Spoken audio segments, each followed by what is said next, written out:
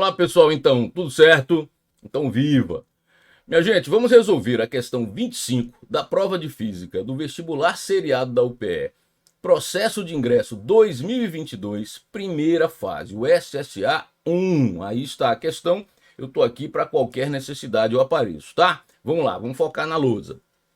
Do alto de um edifício de uma altura 20 metros, deixou-se cair desde o repouso uma pequena esfera de aço.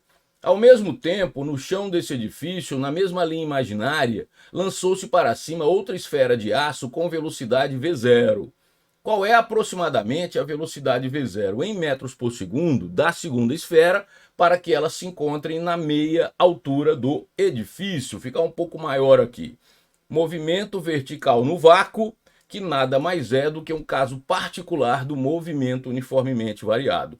Movimento vertical no vácuo é um movimento uniformemente variado, cujo módulo da aceleração escalar é a aceleração da gravidade. Agora, se você vai usar aceleração escalar com seu sinal ou mais g ou menos g, você vai se lembrar que isso depende exclusivamente da orientação da trajetória. Eu vou falar disso na resolução. Vamos lá juntos? Bom, uma figura bem simples. O prédio sendo simbolizado, 20 metros de altura. Lá do topo do prédio, nesse instante inicial, ó, T0 igual a 0, liguei meu cronômetro, eu vou abandonar essa primeira esfera que eu chamei de 1, a velocidade inicial 1, ó, velocidade inicial 1 é 0. Na mesma vertical, na mesma prumada, eu vou lançar verticalmente para cima, com uma velocidade desconhecida, velocidade inicial 2, a segunda esfera. O que a questão quer é essa velocidade da segunda esfera quando é lançada, certo? Então, no instante T0, simultaneamente são abandonada a esfera 1 e lançada verticalmente para cima a esfera 2. Agora, no instante posterior, essas esferas se encontram à meia altura do prédio. Para garantir que é a mesma altura, eu vou colocar uma distância do topo até a posição de encontro de 10 metros, também poderia ser do piso até a posição de encontro 10 metros, né? A distância é de 10 metros. Aqui é um instante t, e se eu encontrar esse instante t, eu tenho condições de encontrar essa velocidade inicial. Entende isso? Porque com o instante inicial, o que eu posso fazer? Com o instante de encontro, eu posso fazer o movimento relativo, que vai ser a resolução mais simples, tá? Então vamos lá. Primeiro, então, eu vou pensar só na primeira esfera. Para a esfera 1, por que na primeira e não na segunda? Porque para a primeira eu já conheço a velocidade inicial, visto que ela é abandonada, visto que no instante inicial ela se encontra em repouso. Então vai ficar bem mais fácil encontrar a velocidade da segunda esfera, primeiro pensando na primeira. A primeira esfera, como a segunda, elas assumem movimento uniformemente variado.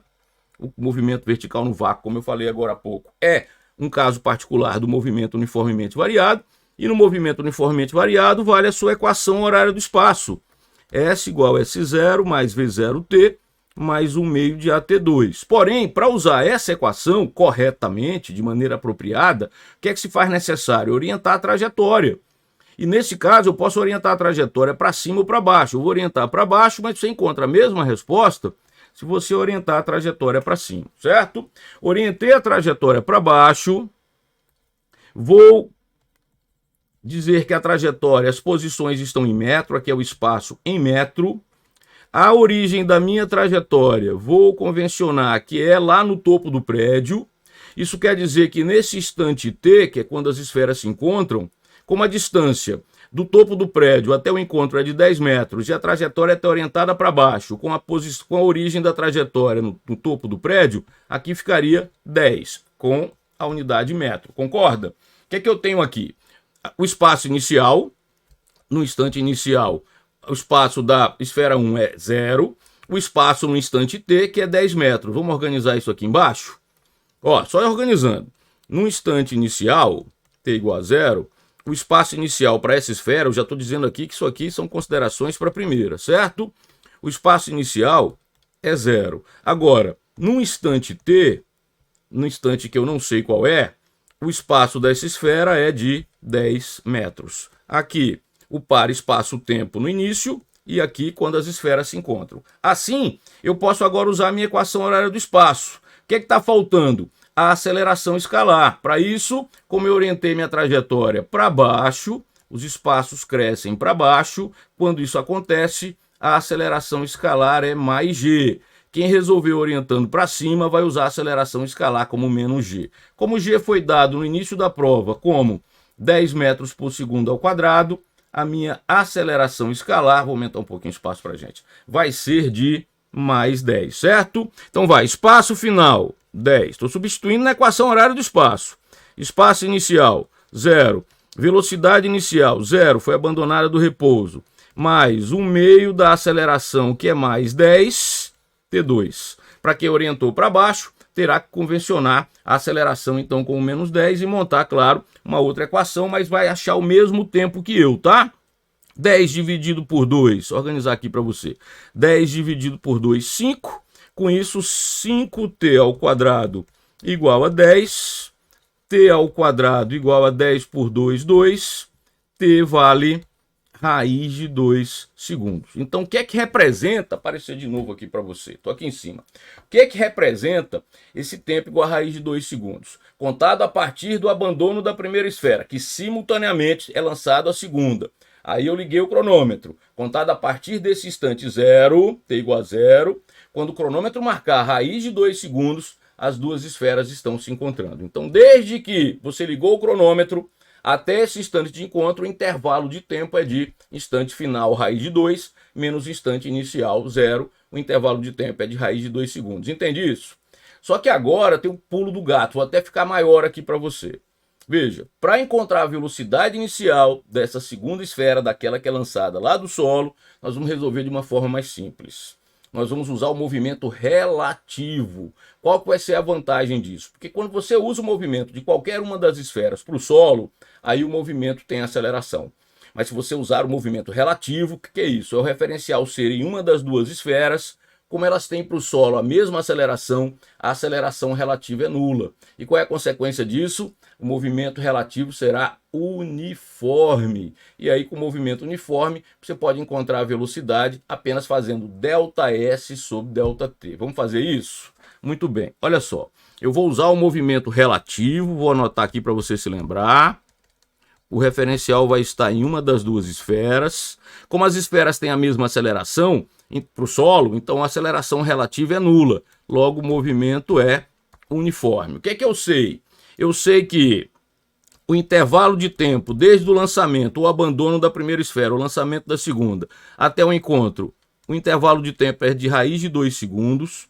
Qual que é o ΔS relativo, pessoal? Quanto é que uma esfera dessa percorre em relação à outra? Está aqui a primeira, na mesma vertical, a segunda, e a distância inicial entre elas era de 20 metros. Essa é a distância inicial. Quando você liga o cronômetro, é a imagem do T0 igual a 0, certo? Como o referencial vai estar em uma delas agora, ó, o movimento de 2 em relação a 1 é uniforme, quanto é que 2 tem que percorrer em relação a 1 para encontrá-la? A distância inicial entre elas. Logo, ΔS relativo é de 20 metros. Com que velocidade relativa? A velocidade relativa, como a velocidade de 1 nesse instante é 0, e a velocidade de 2 é a velocidade inicial de 2, que é a pergunta da questão. Velocidade relativa, veja só, a inicial de 1 é... Peraí, deixa eu caprichar mais aqui que você merece. A velocidade inicial de 1 é 0.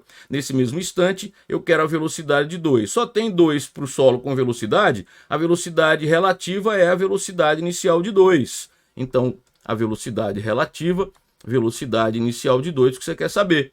E a aceleração relativa? A aceleração relativa é 0, por isso que o movimento é uniforme, visto que para o solo eles têm a mesma aceleração. Agora você mata a questão. No movimento uniforme, todos se lembram que velocidade é ΔS sobre ΔT. A velocidade relativa e aqui o ΔS relativo. A velocidade relativa é a velocidade inicial de 2.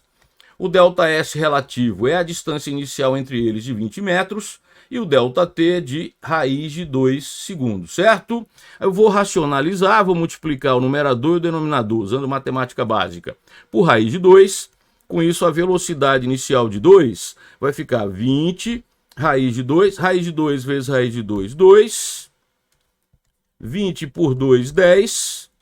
A velocidade da esfera 2, no início, com que ela é lançada verticalmente para cima, será 10 raiz de 2 metros por segundo. Você vai aproximar a raiz de 2, ele perguntou lá qual era a velocidade inicial da esfera aproximadamente. Uma grande aproximação muito famosa para a raiz de 2 é 1,4. Então, vou anotar aqui, aproximei raiz de 2 para 1,4. Logo, a velocidade inicial da segunda esfera será 10 vezes 1,4. A velocidade inicial da segunda esfera, 14 metros por segundo. 14 metros por segundo. Tá aí, vamos procurar o gabarito lá em cima? Ajuda aí, vamos lá.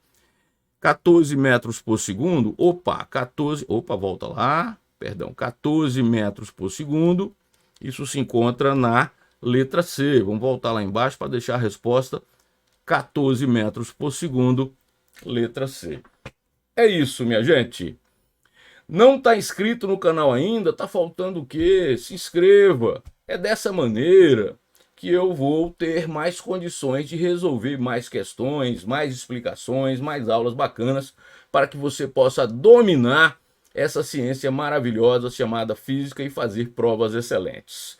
Se não está inscrito, se inscreva, ative as notificações, porque cada aula que eu poste você vai saber que está lá no nosso canal. Se gostou dessa explicação, deixe o seu like. Eu vou ficando por aqui, vou deixando para você um excelente estudo e aquele forte abraço. Até a próxima aula.